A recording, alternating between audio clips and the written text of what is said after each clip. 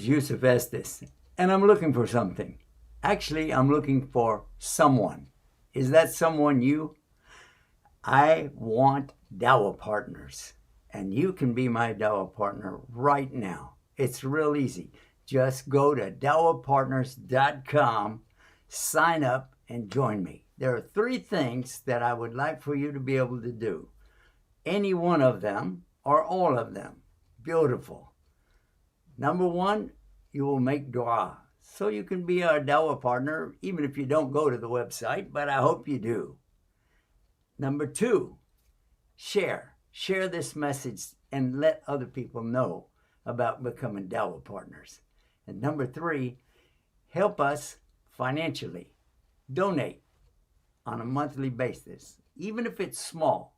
Allah loves the thing that you do regularly, even if it's small, more than the thing that you do that's really big, but you only do it once.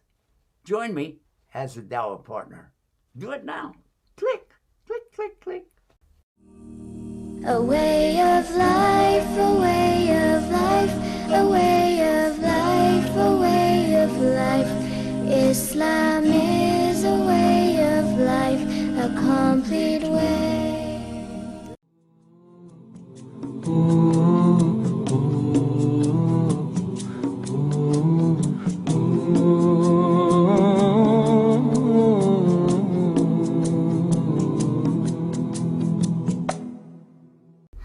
And we're coming to you almost live from our studios right here in Southern California. Yeah! And I want you to join me in getting the rewards for what we're doing. And speaking of rewards, we want to give some physical rewards out to all of the participants in our contest. The Koran contest ended just before the time of Hajj. And we've got a new policy. Instead of one gift to the main one out of all of the reciters, it was decided that we are going to fulfill that promise, of course, but also add gifts to the first place winners of the various groups. So if you are in the age 3 to 7, there's a chance you could win a very good prize, $200. And then if you're in the group of 9 to 13, is it? 9 to 12, 8 to 12. Yeah, 8 to 12.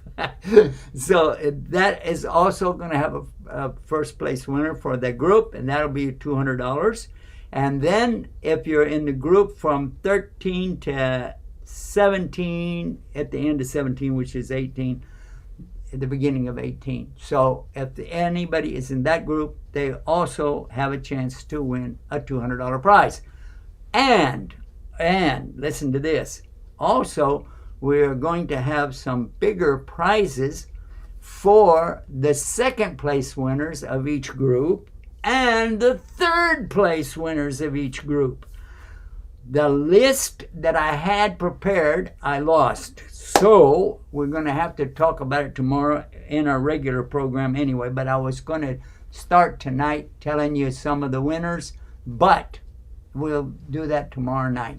Okay? All right. So now tonight's program is the doctor's program. We're going to talk about the medical needs of the Muslims here in the United States and all around the world. So to help us do that, we have Dr. Ado. MashaAllah. Assalamu alaikum, doctor. How are you? Alaikum salam wa rahmatullahi wa barakatuh. How are you, Sheikh? MashaAllah. It's great to see you tonight. MashaAllah. And I think we also have, let me see if I can pull it up. Yes, we also have Dr. Sultan who is with us. Dr. Sultan, salam alaikum. Wa alaikum salam wa rahmatullahi wa barakatuh.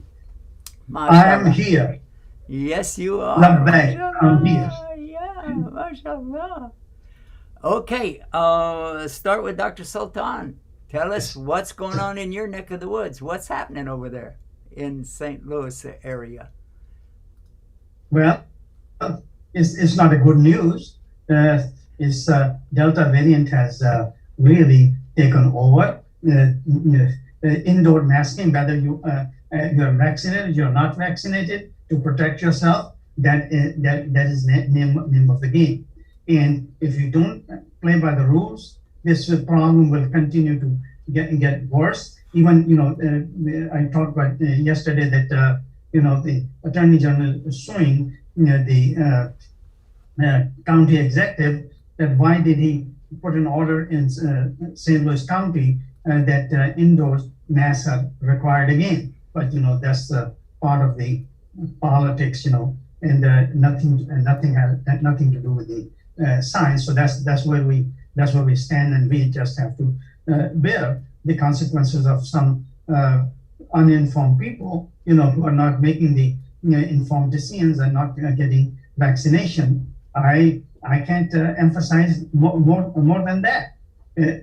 People ask me, what is your opinion? My opinion is what I did for myself. I took both vaccinations, and I'm waiting for if the mandate comes that yes, the booster is needed. I'll be the first one in line, because I can't take any chances at my age of getting an infection and getting serious complications from that.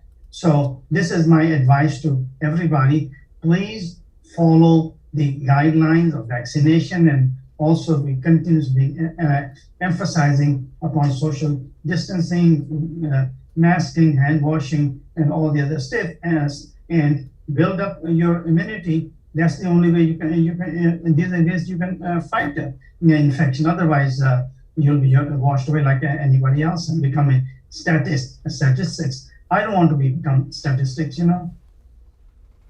I agree with you 100%, Doctor, that all of us should be responsible, take care of ourselves, take care of our families. But I want to ask the question, I know a lot of people are going to be thinking about this, that we've already been through so much, and we're asking everybody to endure more. Maybe we should ask Dr. Adil. What do you think about this, Dr. Adil? What can we say about this idea? Actually, it's happening all over the nation. Same thing in Florida. I know the CDC has reviewed its policy regarding masks now. It's all indoors activities have to have mask on because the Delta virus and the rapid spread of cases and infectivity is on the rise, and more new cases are being, I think, tripled or quadrupled in some areas.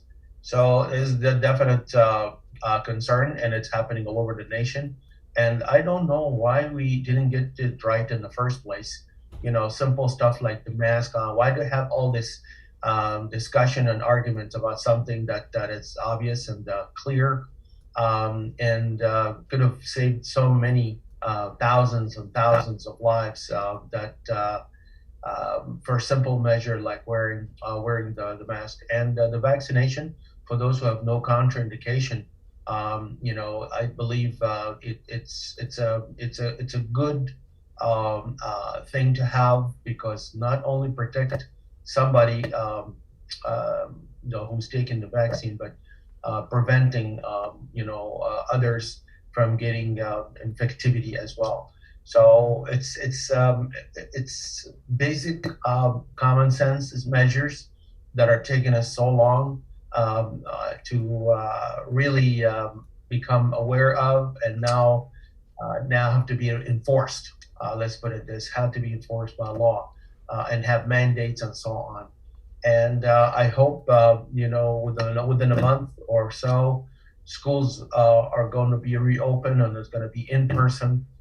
So there's a lot of concerns, but all these things can be avoided by being all together, being on the same wavelength, talking the same precautions, all of us, simple masks, simple vaccination, and all the hygienic measures and all the strengthening of the immune system measures, and talk later about facts like for simple things like exercise, for instance, how that could be. And it doesn't have to be vigorous. It could be walking, simple, as simple as that, but done on a regular basis. So the aerobic exercise or activity, it's very good for your body as it helps to keep losing pounds, increase the stamina and the body's strength. It helps to boost the immune system. It reduces all the chronic health diseases, manage strengthen the heart to keep the heart disease away, and also help to elevate the mood. So it helps to depression, and it helps, in some cases, even live longer by simply keeping away all the chronic diseases and improve the chronic diseases if there happen to be. So it's a good thing to have, and I hope people put it in your daily routine, 30 minutes or so. Okay. If I have an innovative idea, what do you think about that idea? You see, the Darwin's theory of the survival of the fittest, let have no kind of restrictions. Do whatever you want to do pre-19. Let the survive, and the who are not the fittest, let them have their faith. Because if they won't listen to the common sense, that might be an approach to take. Just kidding. No, we need to do everything in what I don't believe in survival of the fittest. We also believe in that the weak and the meek, they need our help in all possible ways. So this is one of the ways that this program we're bringing in to, there are people who do not want the common sense approach, and maybe that's what they're thinking. I'm just trying to read their mind, their reason behind that. When such a common sense, we know that so many vaccinations have eliminated smallpox and any other infectious diseases. Why we should take exception in case of COVID-19? I don't understand. Well, I have another question now. I don't think that we're going to come to a conclusion that's going to be accepted by everybody anyway. But I would like to ask about the recent Hajj. Now, 60,000 people were allowed to go for Hajj, and that's it sounds like a lot, but when you compare that to over 3 million for the successive years, ever since I've been Muslim, 30 years that I know of, they've always had more than 3 million, maybe even one time it's like 5 million people all there at the same time.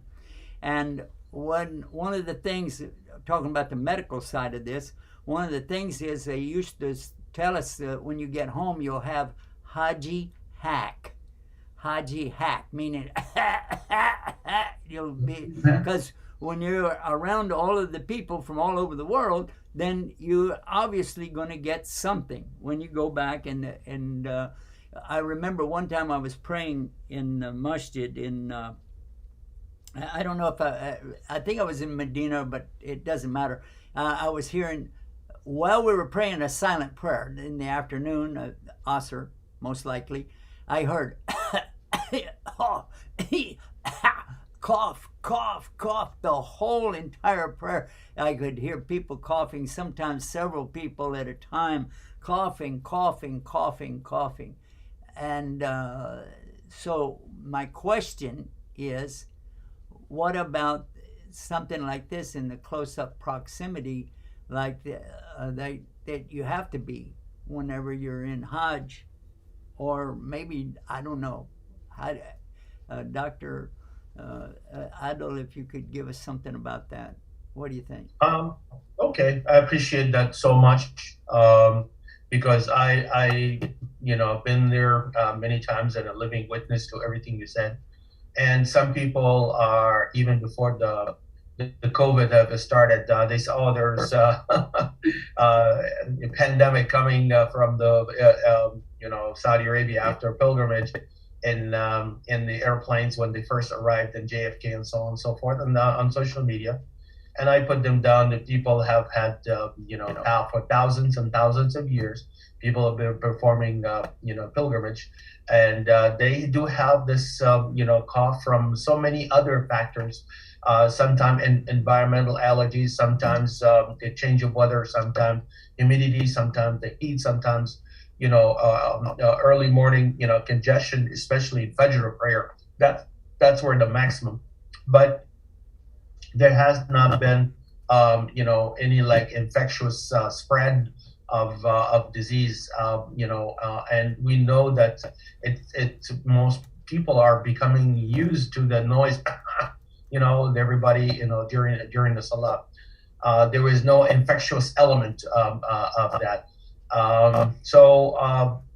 And people at the time, they were using a lot of natural remedies, like they were drinking ginger, honey, black seed, the whole bit, lemon, and it worked very well. And when they come back, they take rest and take a lot of fluids, and whatever viral illness, allergies, it has like 1 week, and it goes away with rest and fluids and conservative measures.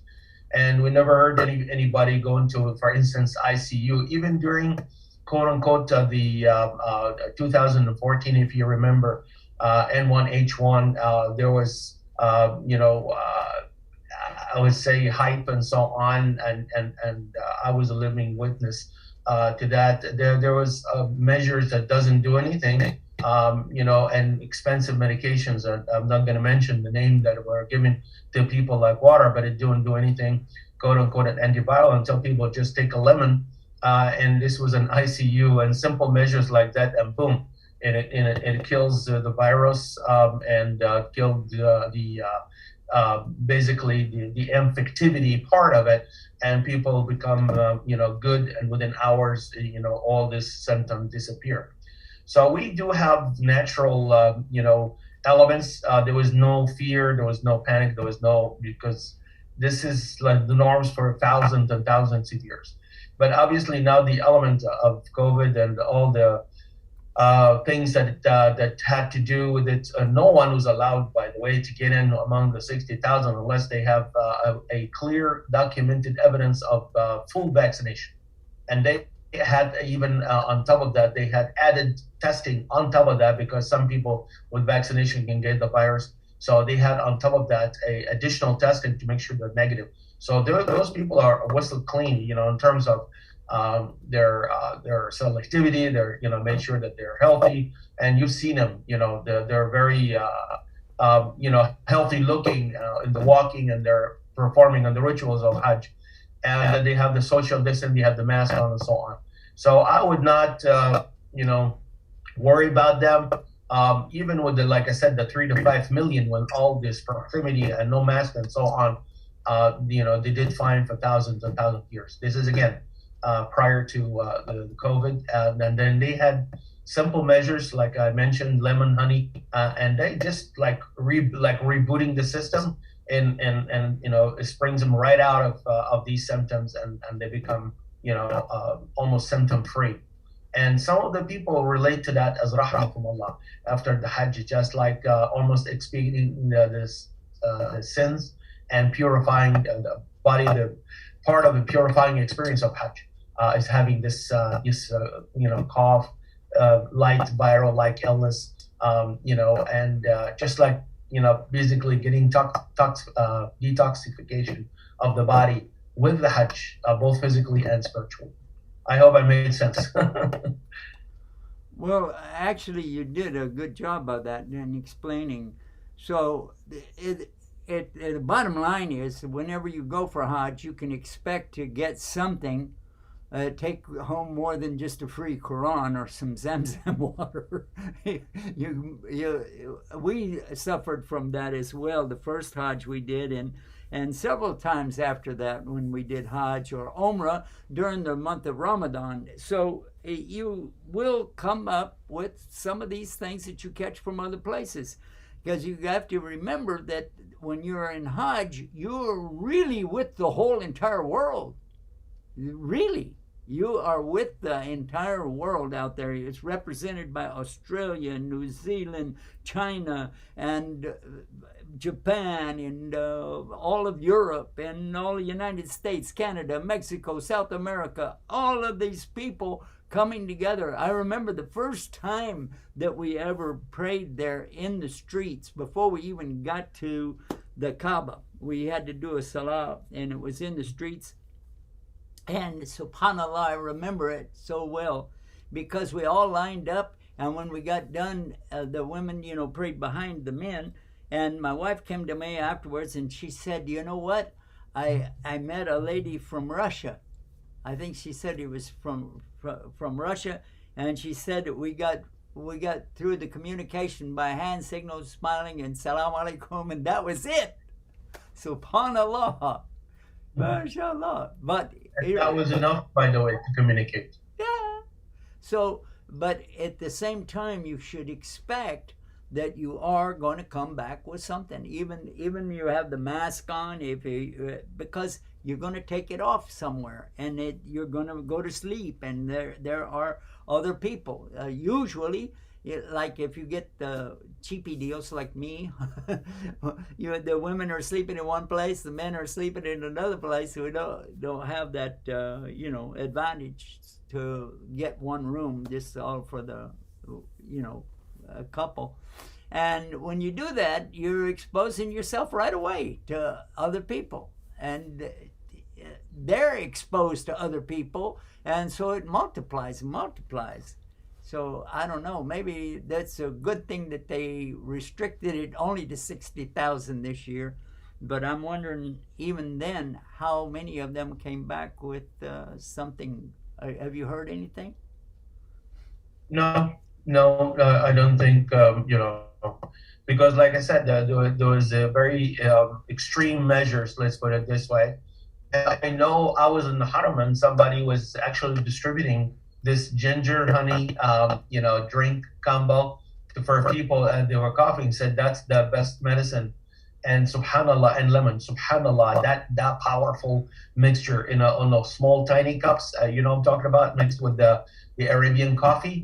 Oh my God! You took a shot of that, you're home free. You're wallahi, I swear to God. And I'm the living witness to that. You have this combination of Arabian coffee, ginger, honey, and lemon combined. Oh my God! It just 2-3 sips. It just wipes it out, and all the symptoms go away, and you feel fully energized. And you have Zamzam water right next to it, which is the blessed water that you take. That's by itself as a medicine on top of that. And if you have a little dates. So you're on top of the world already with all these measures that build the immune system and give you the firewall that protects it. Even if you have those cough, it was not infectious, because if it was, the 5 million people will be all sick, because there was no social distancing, there was no mask, there was no any of these measures. So of course, some people got sick, and the elderly, they have illness and so on, and they kind of put them on the side because of the extreme heat on top of that. But for the majority of millions and millions and millions of people, for thousands and thousands of years, they did fine. So I wanted to kind of make sure this is not a context of a world pandemic. This is just for the people, exclusive for Hajj. And I have a couple of lectures in the fourth day after the Eid, especially in Eid al-Adha, and in Hajj, the brother was talking about this cough of rahmah, this sneezing of rahmah, this congestion that you have of rahmah, that people are giving this opportunity as added bonus for us to kind of wipe out whatever left sins, so you come home clean slate.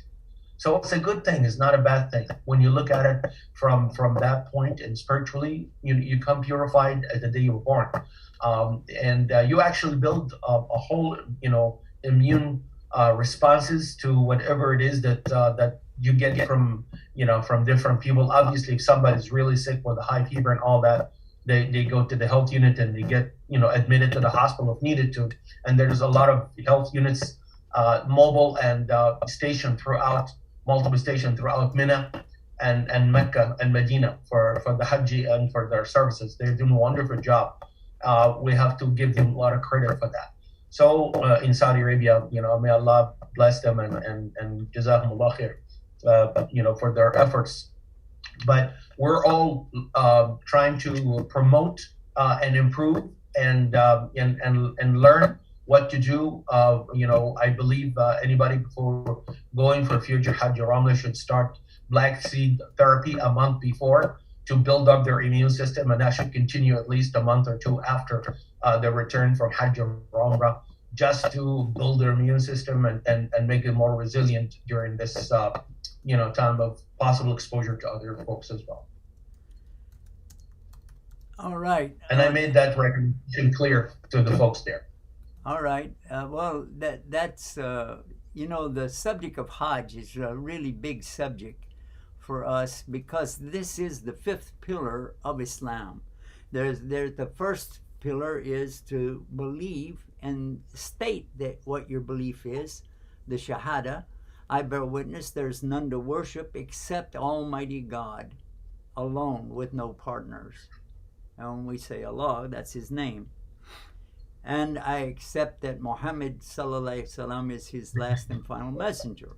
Okay, then the next thing right after that, we state that we will follow up on all of these things. We're going to do this. That's the commitment we have. That when I say I bear witness that there's none to worship except Allah and that Muhammad's his messenger, it means that I'm going to put this into practice.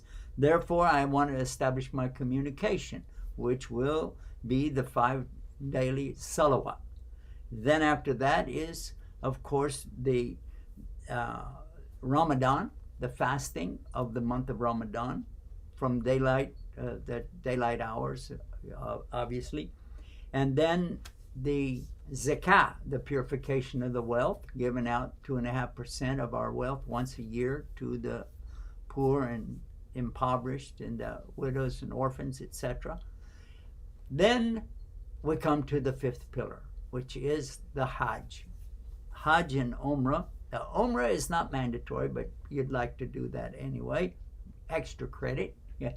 So the Hajj is the pilgrimage to Mecca, the place and time, the annual time for the Abrahamic faiths to consider what happened at the time of Abraham.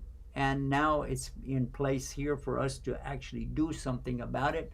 And that is, for us as Muslims, we go to the place where Abraham offered his son as a sacrifice, and then Allah provided the ram, etc. Everybody knows the story. So if we're able to do so, and we have the funds to do it, then we should, it's a mandatory thing, really, we should go forward and make our Hajj. If we can get the visa, if we can get the everything straightened out.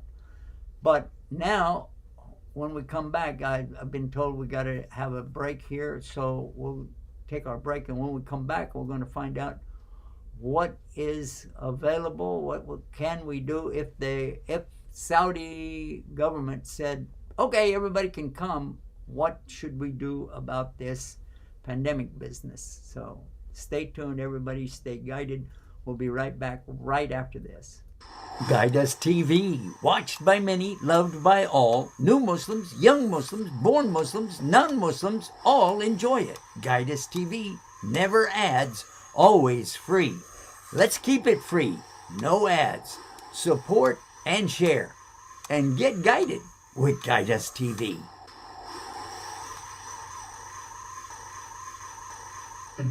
All right, we are back, and we're right here on the air with you talking about what would happen in Hajj if the government there said everybody can come on and get your visas and come ahead. If they said that, they didn't say that at all. But if they said that, what should we do? What should we expect in the future? For instance, what should we expect if we're allowed to go for Umrah? Let's say maybe we'd like to go for Umrah between now and the next Hajj, or maybe even the time of Ramadan we'd like to go for Umrah, because the Prophet ﷺ told us whoever will come to do the Umrah at the time of Ramadan, it's like you made Hajj with me. So yeah, but you still have to do the Hajj, by the way. Right? Yes. All right. So what would we do as a doctor? What would you tell me? I would, I would certainly share this with everyone, being there, during Hajj season, and give some input, and hopefully that will help everybody. I think the immune system has to be built very strong. There should be a healthcare screening from the country of origin before they go into granting visa. There should be full examination to make sure that the person can, number one, health-wise, can able to perform the duties of Hajj. I know that we had a patient during Hajj, a few years back in Mecca, and was just got extubated. Just got the breathing machine out, and he had bad lungs and so on. And he was like dying to go for Hajj, and he was crying and became very emotional. Somebody just buckled and said, "Okay, we'll take on the bus to on the day of Arafah." And guess what? After 30 minutes into the ride, even with oxygen tank, the gentleman kind of crashed in the bus. They had to call emergency, and they had to make a U-turn, go back into the hospital, go back to the ICU, and re-intubate, put the breathing tube back. So there has to be evaluation. There has to be stabilization for whatever condition before, coming to travel and doing this, because it's physically demanding. It's not only the money, it's physically and financially both together that they can perform Hajj and do it safely. So that's a must. But for for those who are, able to do it, I think starting early, Black Seed therapy, at least a month or two prior to their, plan to Hajj, like in Ramadan, even they can start it, knowing that they're 70 days before with the intervening.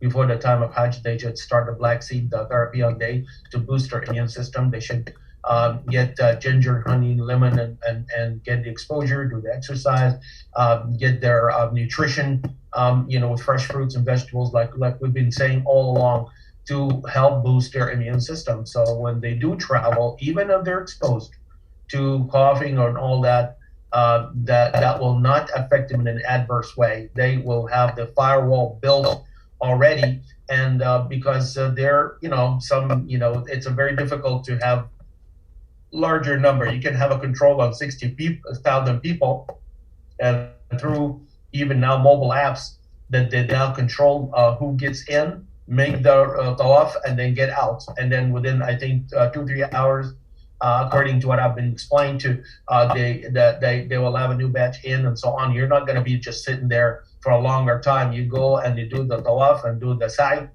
and then you get out and you let other people come in and so on. So there's, not a huge number of people there at any certain point in time. There are people in and out. So that's a good measure. Of course, the social distancing, of course, the mask and so on. But again and again and again, you have to go back to the same basic, which is building the immune system and making it strong with all these measures. And then continue on the therapy with the Black Seed, even after you return, because of this residual cough from exposure from, whatever encounters that you had with during the close proximity. That's sometimes unavoidable. I'm talking about, again, pre-pandemic, era, and then we have to adapt this to get some protective measures, and then help keep the immune system strong to whatever residual viral load or exposure that you had during the Hajj. You'll be able to help get rid of it, and without really causing any harm to you or to anybody who was with you during Hajj. And that's very, very important concept of strengthening you, not only for yourself not to get sick, but also for you not to be a source of viral shedding that will possibly hurt others. That's really the main concept of understanding. And no matter what the variant is, there is going to be basic principle. If you have a strong immune system, it won't matter. You will be strong. You'll have that firewall that will not go through the body and cause harm and devastation. But unfortunately, if it's not, and you didn't take measures and so on, then they'll have the consequences that are preventable for the most part. So they're gonna increase gradually, but from 60,000 to 5 million is not gonna happen overnight. I see what you're saying, and I would like to add this idea that if you have already done Hajj and Umrah, or if you've done your Hajj anyway, that rethink whether or not you should go again, because a lot of us, me included, would like to go every single year. And for a while I was trying to do that every single year. I didn't always make it, but I'd try real hard to get to go, joining groups, working with them to do some little thing that I might be able to do to get to go. But I would really rethink it now, because there are people who really need their Hajj and to complete their deen, So it might be smart for us to kind of take a tip from the way that the Saudis handled it this year, and they just really cut it back. It was only the people that lived right there in the kingdom and had their citizenship or had their permission to be there. They had their permission to be there. And also, this is the first time that the government made a rule or overcame a rule. They rescinded the rule that a woman had to have a mahram with her. No. Any woman, and by the way, a male member of the family. A male member of the family, yeah. Yeah, but even now, they're saying that it's across the board, because they allowed, of the 60,000 people, 40% of the 60,000 were all women, and many of them had no mahram with them at all. Did you realize that? They changed the rule to make it more lenient, I think, for ladies above 40 years of age, as far as I recall. And if they, God forbid, some situations like there were widows, or they're, single parents of their situation where there's no mahram, a male member of the family that accompanied them, as long as they're going with a fully credible group and credible, or institution that will guarantee their, basically safety and their well-being throughout their Hajj. So that's made it easy for people to have access to it. Actually, what I read is what I saw today. It was in a video or online presentation, and it was saying that from one of the women there from Egypt, she lives there now, and she got her husband to stay home with her son so she wouldn't be distracted, and she was not, it seemed like the age of their son, he's old enough to stand there and wave to his mom, but it seemed like she was probably in her early 20s, I don't know, but and I didn't read anything about a restriction about age at all, just that they had removed this obstruction, or for any woman that was there in the kingdom, she could apply. And they obviously 40% of it's never been that high before. It's always been a much less percentage of women in Hajj than men, but this time 40%. This is really a high number, and the women were not obligated. So, for instance, if a man had already done it, and this is the example that they gave, that a man, her husband, had already done Hajj, and according to that, he can't do Hajj again because of this pandemic. He can't. So she could not go without a husband, so they made it so that she could go, and she gets the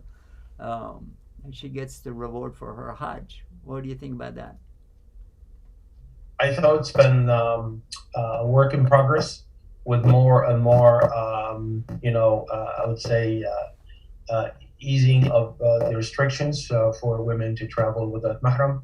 But I know they still have to do with a group that's credible, that's been well vetted, that's been out and about and been basically checked out, and they're well known to be good and credible and trustworthy, so to avoid any kind of any bad experiences, especially with a large number. Well, I tell you from even the U.S. There has been some ladies who wanted to go, and then they went in a group of 10, and they just took 10 days off, and they went together. They were in the early 40s, and they had all grown-up kids, and they did Umrah. They didn't do Hajj, this. But it's getting easier in the sense that at least they have the opportunity to fulfill the obligation of the 5 pillars of Islam. Okay, and I see that Dr. Sultan is back with us again, and yes. I'd like Dr. Sultan, if you would just talk to us a little bit about what we've been talking about, is the idea of building your immune system before you go for Hajj, so that you don't have that problem that we've been talking about. So, and we've been talking about the black seed. How important do you, in your opinion, as a medical doctor, how important do you see the black seed? Well, Dr. Adil is more attuned to that. My field is not that much in herbal. My field is more in environment, nutrition, and hormones, things like that. But what I have studied and what I've learned from Dr. Adil in very invaluable information, that the black seed is one of the most important boosters of the immune system. Besides, what you can do naturally, clean air, clean food, and clean water, and lifestyle changes. That is one of the most important factor. And along with Dr. Adil, I think rightfully talks about honey and ginger, and so those things, lemon, all those things are important. And today, it just gave me a boost. I'm going to try this Arabian coffee with all these three and see what kind of shot I get. Just try it. Really try it at home. The green coffee shake has some. It doesn't give you any palpitation, by the way. It gives you mental sharpness and energy, and a boost your immune system without giving you palpitation or skipping heartbeats, or because it's not caffeine. It's really something awesome.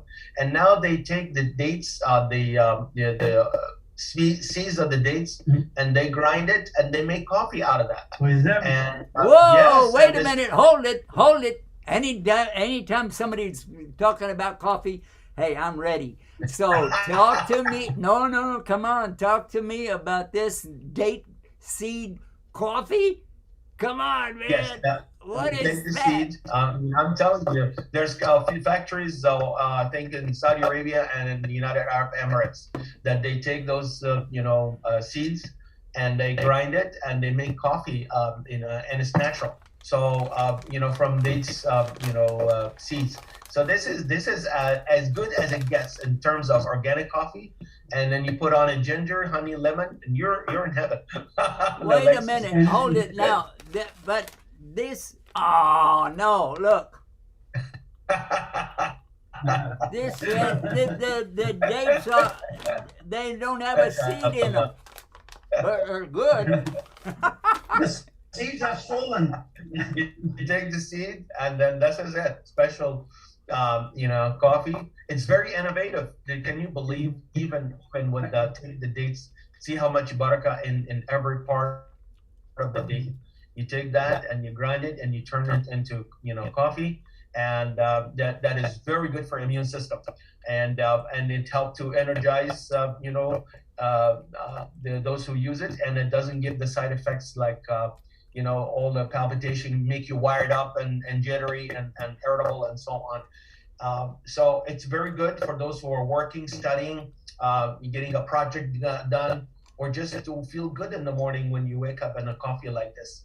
And if you add to it the ginger, the honey, the black seed components, then you really have additive power to strengthening the immune system. And if you do this, I don't care what the bug of the season is, what variant of the season is, you already have this strong built-in immune system that will be able to combat any pathogen out there. What brand of Arabian coffee you recommend? I know that Arabian coffee from Saudi Arabia. I know brother brought some to the masjid, and we do have Fajr Club on Sunday, so he brought some from home and he made it. It's like green. Don't take those small shots. Have you ever tried them? I know them. He's one of the Saudi students, and oh my God, on the treat. And because that reminds me of this brother who's given this as a waqf. He does this for the sake of Allah. Anybody who's out there, tired, fatigued, coughing and all that, he just goes and pour you this, and you take this. I said, what's in there? So zanjabil, this is mentioned in the Quran. You in Jannah, you'll have the best drink of the days. Kana mizajuhu zanjabila. The flavor of the day is zanjabil, ginger. So this is even mentioned in the Quran. And then when you have the black seeds with Rasulullah sallallahu alaihi wasallam, it says the cure for all disease except death, and then you have the evidence and so on. And I have had the large collection of testimonials and so on that that have really life changed because of the black seed. And it is. Rasulullah sallallahu alaihi wasallam la yantiqu anil hawa in huwa illa wahyun yuha. Whatever he says, it comes straight as a revelation from Allah subhanahu wa ta'ala. And it's a good thing to share this with everybody. Yeah, see, on the immune system. Okay, right. No, go ahead. Okay. On the immune system, see, yesterday we started talking about that we should be talking about something very practical that people can do themselves for their wellness. And we talked about what really wellness is that physical and mental well-being, spiritual well-being brought by diet, exercise, and lifestyle, including spirituality. So in that lifestyle, especially the dietary part, there are so many parts of our diet is so much messed up and is causing a lot of chronic ailments. So last time we talked about the bad fats, mineral fats, the hydrogenated oils. Now I want to talk about another practical aspect of which is ruining people's health, and it's so simple to rectify that, and that is an intense amount of free carbohydrates in the diet.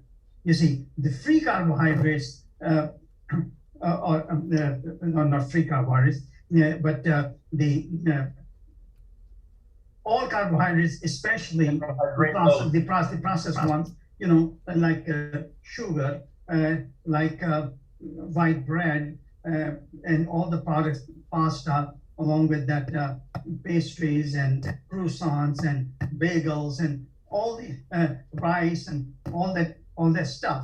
That is very simple, and you will not believe that how many chronic illnesses it is associated with.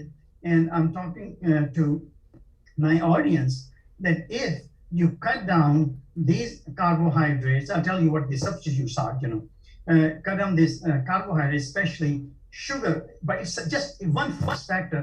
Sugar, it is associated with weight gain, obesity. It is associated with high blood pressure, coronary artery disease. It's associated with stroke. Is associated with uterine fibroids in women, fibrocystic breast in women, colon polyps, which can turn into cancer, and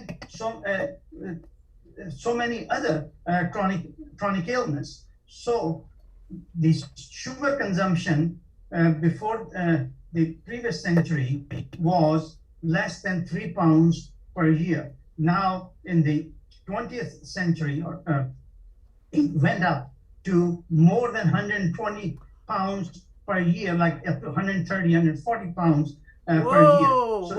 Whoa. Wait a minute. Hold on. You're saying 3 pounds of sugar a year. Versus now. Yeah, wait a minute. I can get that much in a month. Easy. Well, easy. But still, 12 months is only 36 pounds, okay? And so I'm talking about 120 to 140 pounds of sugar a year average American is consuming. Whoa, that's bad. Well, let's go on to another subject, though, doctor. Let's move Let me give them forward. the solution. Yeah, let's talk about something that the Prophet ﷺ said, because I know we have a lot of Muslims watching our channel, and I'd like for them to have a benefit here of this. There's a saying of the Prophet sallallahu alaihi wasallam. He said that the best water on the surface of the earth is that of Zamzam. It is there as a food for the hungry. So this water can be a food and a cure for the ill. So if somebody is sick or hungry or both, then the idea here is Zamzam water. What do you have to say about this? Is that a legitimate thing as far as you know? Does that work? Our prophet said, just because he said so, it has to be legitimate. You see? Yeah, And- but what I'm saying, do you have any proof of evidence for this, Dr. Sultan? Yes. And the Saudi Arabia government has done a study on this water, and there are so many. Although this well is going on, thousands of years. You see, this water is clean. No bugs grows in it. No moss. No mold. No mildew grows in it. It is the laboratory tested. It is found to be the cleanest and the most healthy water in laboratory testing. So that is the scientific proof for that. And many people go over there and based on this hadith and drink water and get relief from their ailments. So I do believe that it is cure for a lot of ailments. Well, I know that when I was there, I observed a lot of people drinking the Zamzam, and the people that I traveled with they would go over and get some of that, and every time we would pass by it in the Sai, going between Safa and Marwa, they would come and bring me a cup and say, drink this. And when we were outside, even some people would come up to you and say, hey, here's some Zamzam for you. And let me see if I can put a picture of it up here right now. I didn't see this, but I would love to see that outside there. And I guess that, let me see if I see some people with masks, I guess. But alhamdulillah, it looks like that they're putting this outside now so that people can take advantage of that even if they don't go inside the haram. By the way, you do not have to go inside of the haram to do your tawaf. You can do it on the roof, on the outside. You can do that. Also, you can do the sa'i between Safa and Marwa on the roof. The fourth floor. Yeah, you can. I'm sorry, doctor. What did you say? On the fourth floor, on the top fourth floor. If you go up there, you can do both the tawaf and sa'i, without getting into the crowd. Yeah. Well, they call it the fourth floor, but it's actually like the roof, because there's no top over it or anything like that. So, yeah. But I you know what? Maybe I'm giving all of this advice too late in the day because it's Hajj is already over. But I was reviewing some of these things today when the subject of the women going there with no mahram with them, because I had always thought that you had to have a mahram for the ladies, but they come to find out that there are different opinions based on the different scholars. The Hanbali, the Hanafi, the Shafi, the Maliki, and some of the others that are very early scholars of Islam saying different ideas from the actual hadith, because it doesn't say that in the Quran. It is from the hadith. And the hadith make it crystal clear, though, that the focus of all of this is about her safety and ease of making the Hajj. And one of the things that the lady said today in that thing that I was reading, she said it was, she appreciated the fact that she didn't have to have her husband with her because she's always taking care of him. So I was thinking, whoa. She said I was not distracted and I could enjoy my Hajj. And I was like, wow, that's a whole different concept. I thought the man was supposed to be going along to make it easy for the lady, not the other way around. But anyway, may Allah help us and guide us through this transition, because this is recent stuff. It's been a little over a year, I think a year and a half. Started first with giving to the ladies above 40, but we ask Allah subhanahu wa ta'ala to help guide us. Answer the phone. We have a phone call. All right. Well, the phone call that we have right now is from our control booth, and they're telling me get off the air because you got another program coming up back to back. So in the time right here in California is 6:58 and a half. So I guess we got to get ready to go off the air, guys. It was wonderful to have you for yesterday and today, and I look forward to next Monday and Tuesday when you can be with us again. MashaAllah. Thank you so much, Dr. Adil, and also Dr. Sultan. You guys have been a blessing for us. So tell everybody to stay tuned and stay guided with Guidance TV. Yeah, man. I love that. I love the way you say that. Yusuf Estes, and I'm looking for something. Actually, I'm looking for someone. Is that someone you? I want dawah partners, and you can be my dawah partner right now. It's real easy. Just go to dawahpartners.com, sign up, and join me. There are 3 things that I would like for you to be able to do. Any one of them or all of them. Beautiful. Number 1, you will make dua. So you can be our dawah partner, even if you don't go to the website, but I hope you do. Number 2, share this message and let other people know about becoming dawah partners. And number 3, help us financially. Donate on a monthly basis, even if it's small. Allah loves the thing that you do regularly, even if it's small, more than the thing that you do that's really big, but you only do it once. Join me as a dawah partner. Do it now. Click, click, click, click.